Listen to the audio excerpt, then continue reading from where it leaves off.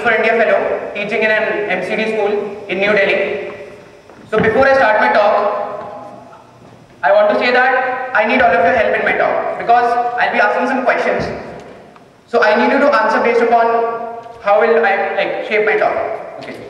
So before that, there's something I would like to tell about myself, where I come from, what do I do. So this is broadly everything about me. What do I think of? The first thing being education, second is being girls empowerment, 28 kids, social change, being unreasonable, blogging, and BOP issues. So can anyone tell me which is the odd one out? Any random answers? Which one do you think is the odd one out? And? Sorry? Okay, yes, you are right, 28 kids. We've always grown up saying that a teacher teaches his students, he cares for his students, but my students are my kids. They are like my own kids. And I have no shame in saying that I'm the proud father of 28 girls in my class, whom I really care for, and they are literally my own girls. Okay, so these are my 28 girls, and so what all can you see in that picture? What can you guys see in this picture? Can anyone tell me?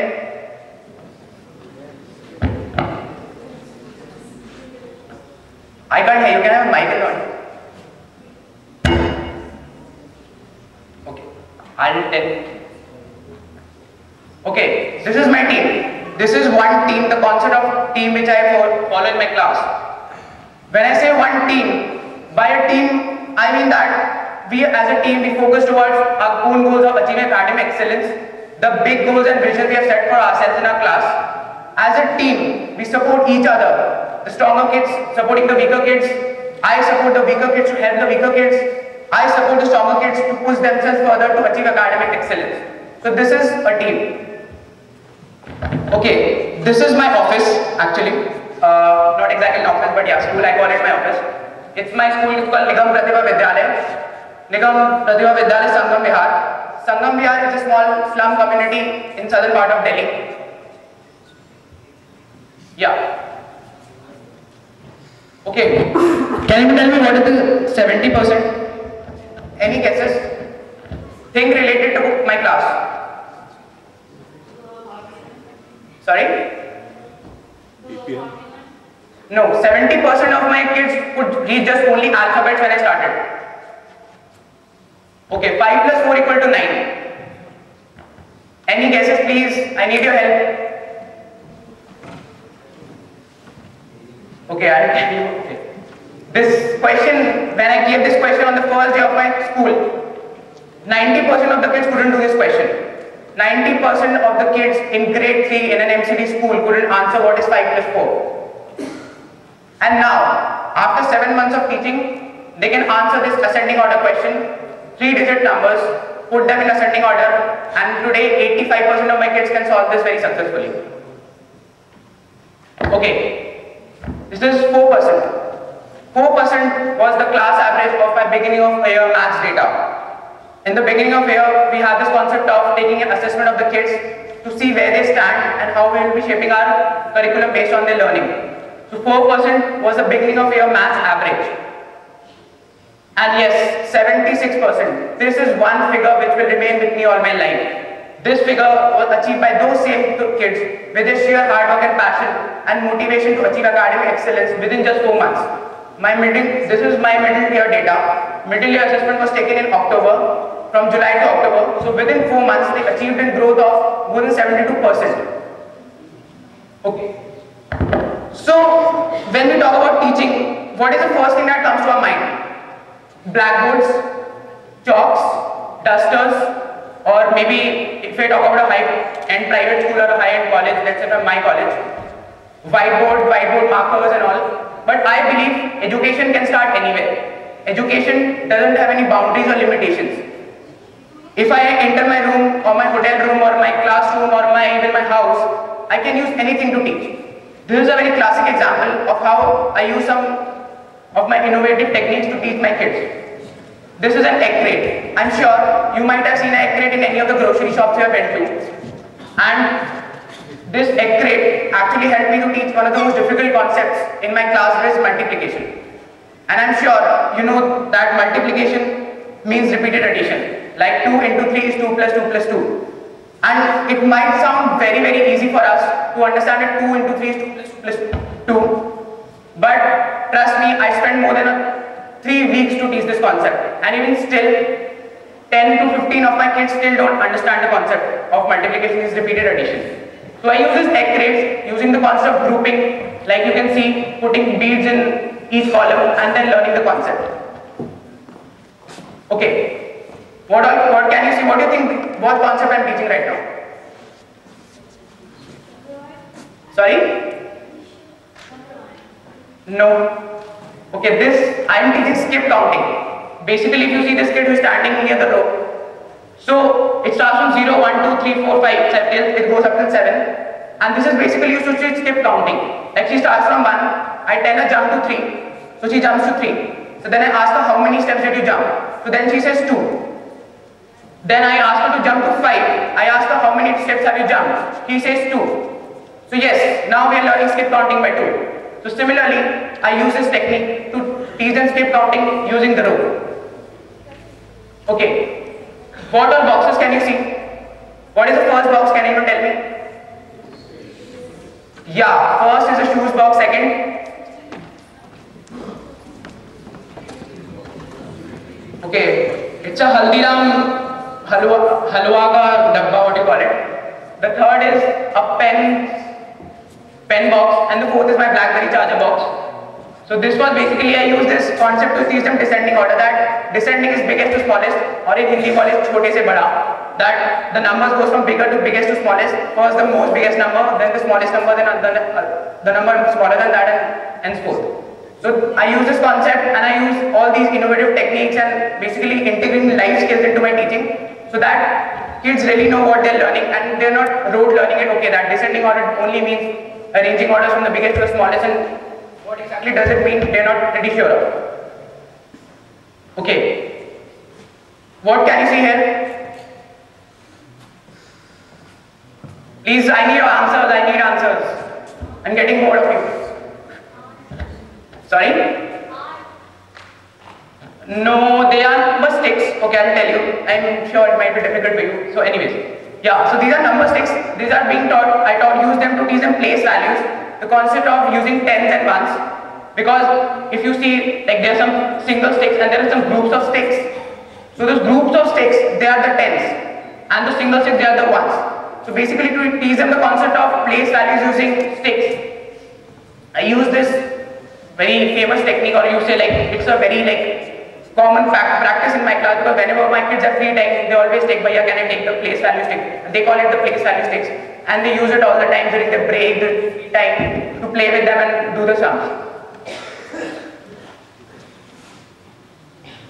Okay, this is my community.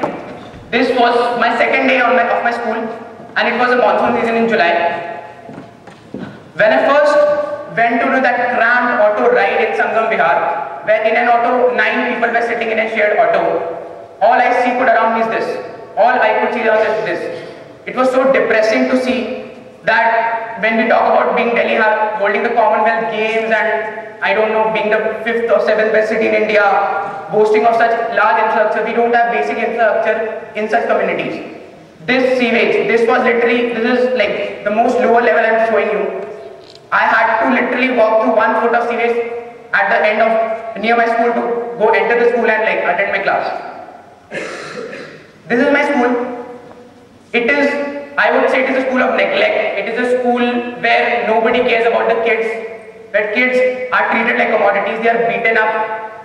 Teachers don't teach. They don't come to class. They play volleyball every day, and it's so depressing and so disgusting to see that teachers who are supposed to build a nation by teaching our kids, they have no interest in teaching this class.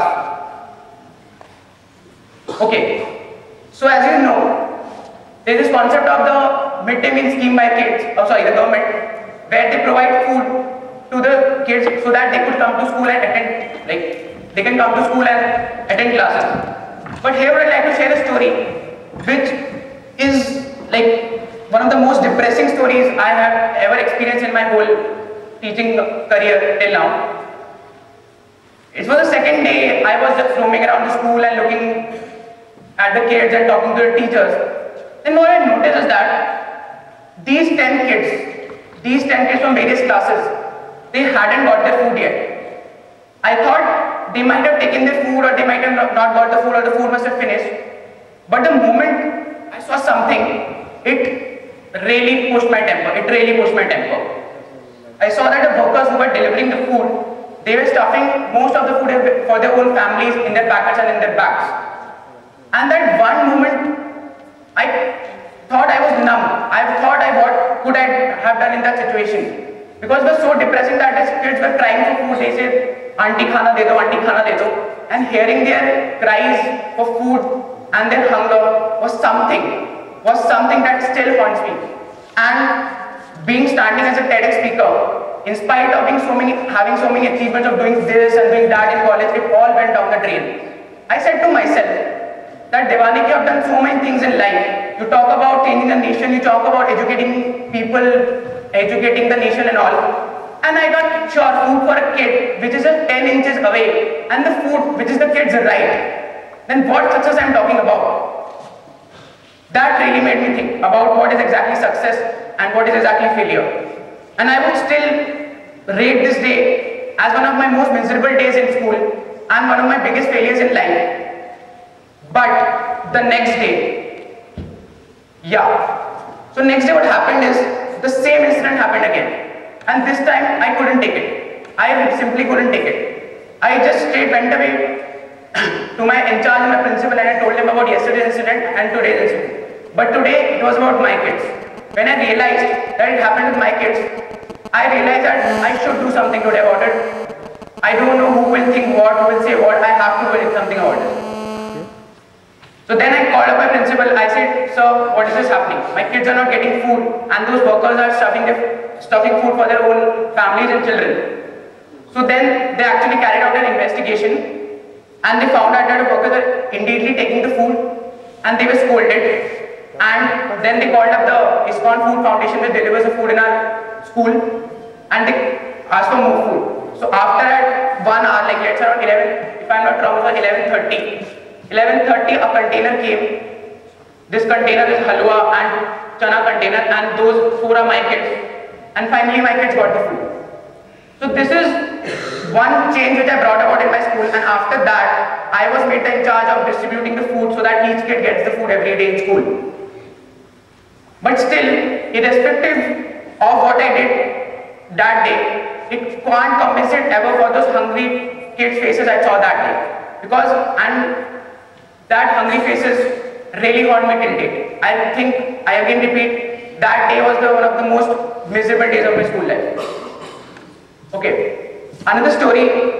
This is my kid. If you see the kid, like both of my kids, but the right kid, kid on the right side, like the darker kid, this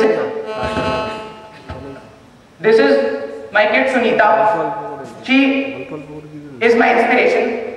She is my life. And she's someone I look forward to meeting in my class every day. Because if you see, this is a house. This was the day when I was really moved as to how my kids, they manage with so much difficulties, and in spite of having so many hardships in life, they still come to school and they still take an interest in what I teach and they perform really well. If you see this house, it's a very, very small storehouse. It's a very small, it's a 6 feet by 3 feet small storehouse where total of 7 people stay. 2 parents and 5 siblings including Sunita. Sunita, she sleeps every day on the floor. Every day she and her 4 siblings sleep on the floor and her parents sleep on the bed. They don't have a personalized toilet.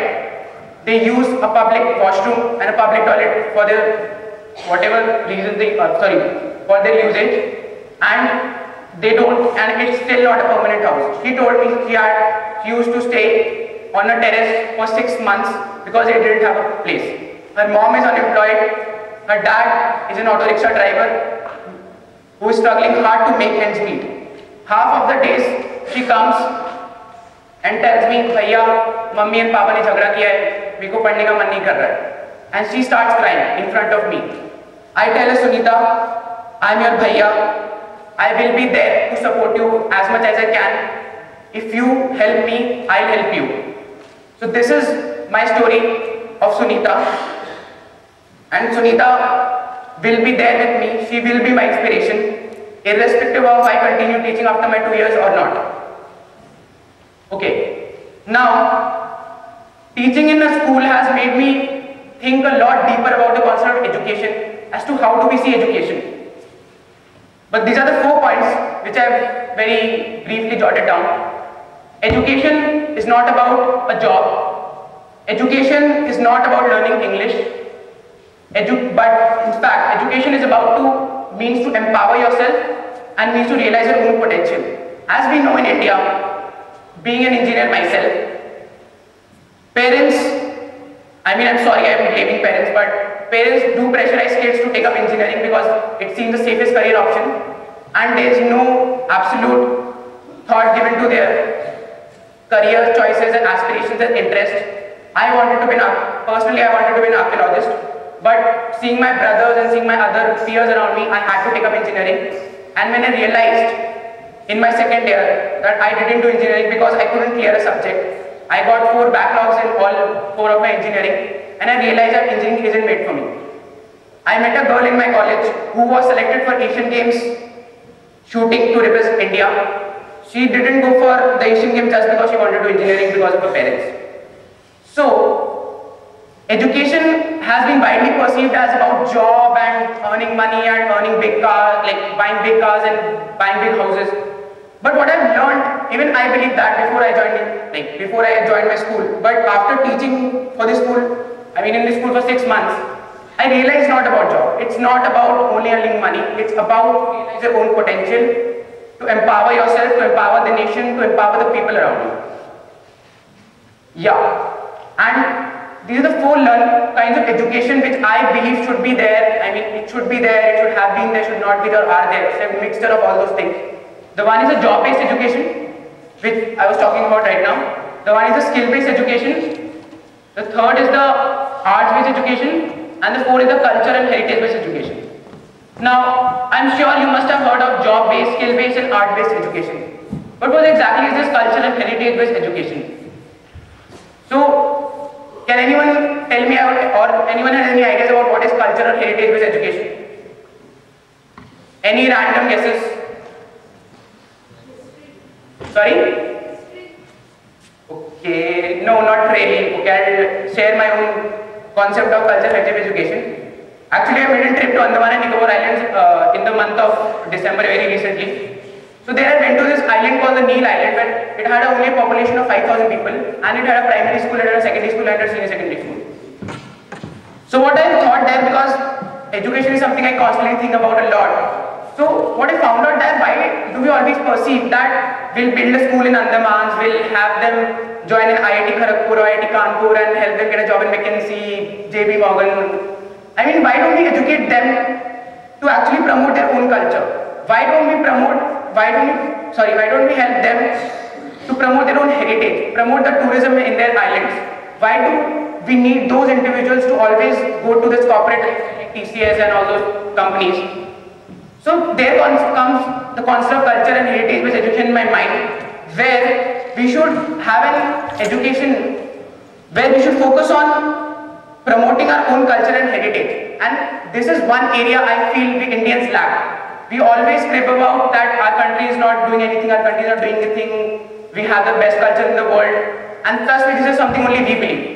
I don't think people outside India believe that we have the best culture or we have the best heritage. Because if we really truly had, we wouldn't have been such a place with so much poverty and so much illiteracy and with so much social issues till now. So culture-based education and heritage education is more about promoting your own culture, seeing the things that exist in your own country and using your education not to just get a job but to promote it so that India becomes a hub for tourism, culture, heritage across the world. So summing up my talk, there can be 2 things, or maybe actually there can be 2 angles I can take this talk towards. One is education doesn't have any scope. That okay, government is spending so much through its Sarva Shiksha Abhiyan, Right to Education Act, they're spending crores of rupees for this midday meal. Nothing is happening. This is one angle. Second, education has potential. Let's tap it. In the form of many students, like my 28 own kids, like other many kids who are being taught by Teach for India Fellows and so many other organizations like Pratham, Smile Foundation, etc. So, two angles that we can take. I have made my choice. Now, it's up to you as to what choice you want to make. Thank you.